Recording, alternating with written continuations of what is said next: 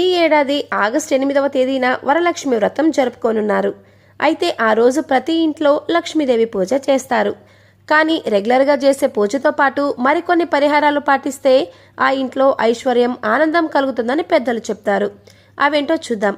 లయకారుడైన పరమేశ్వరుడికి ప్రీతికరమైన మాసాల్లో శ్రావణ మాసం కూడా ఒకటి. ఈ మాసంలో మహిళలు వ్రతాలు, పూజలు, నోములు చేస్తూ ఉంటారు. అయితే ఎక్కువ మంది మహిళలు చేసుకునే వ్రతం వరలక్ష్మి వ్రతం. వరాల తల్లి వరలక్ష్మీదేవి అనుగ్రహం కోసం ప్రతి మహిళ తమకు తోచిన రీతిలో వరలక్ష్మి వ్రత పూజ చేసుకుంటారు. శ్రావణ మాసంలో పౌర్ణమికి ముందు వచ్చే శుక్రవారం రోజు ఈ వరలక్ష్మి వ్రతం పండుగ చేసుకోవడం ఆనవాయితీ. ఈ సంవత్సరం ఆగస్టు 8వ తేదీన వరలక్ష్మి వ్రతం పండుగను జరుపుకోనున్నారు. మరి ఈ వ్రతం రోజు ఎలాంటి పరిహారాలు పాటిస్తే వరలక్ష్మి అమ్మవారి అనుగ్రహం కలిగి లక్ష్మీ కటాక్షం కలుగుతుందో ఇప్పుడు మనం తెలుసుకుందాం. మొదటిది ఉప్పు దీపం పెట్టడం.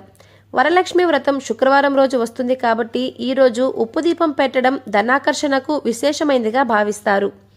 వరలక్ష్మి వ్రతం రోజు మాత్రమే కాకుండా ప్రతి శుక్రవారం రోజు ఈ నియమాన్ని పాటించవచ్చు. ముఖ్యంగా దీపావళి పండుగ రోజు మహిళలు ఆచరిస్తారు.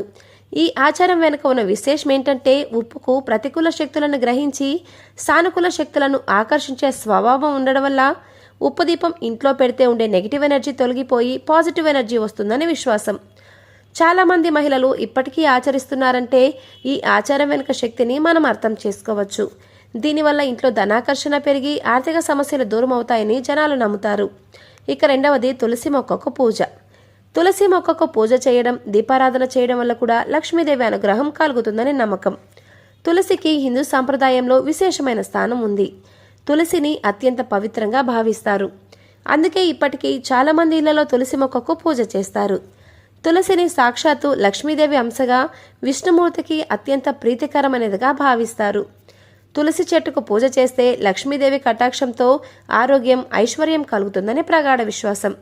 అలాగే తులసి మొక్క ఆరోగ్య ప్రదాయిని. ఇందులో ఉండే ఔషధ గుణాలు ఉన్నాయి. రోగనిరోధక శక్తిని పెంపొందించడంలో ఇది కీలక పాత్ర పోషిస్తుంది.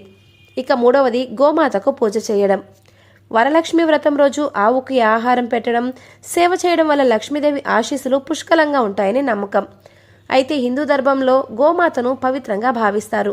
సాక్షాత్తు దేవతా స్వరూపంగా సకల దేవతలకు నిలయంగా భావిస్తారు. గోమాతను పూజించడం వల్ల సకల పాపాలు తొలగిపోయి సుఖ సంతోషాలు, అష్టైశ్వర్యాలు కలుగుతాయని ప్రగాఢ విశ్వాసం.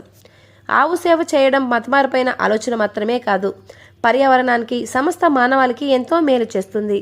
గోవుకు ప్రదక్షిణం చేస్తే సకల దేవతలకు ప్రదక్షిణం చేసినట్లే అని నమ్ముతారు.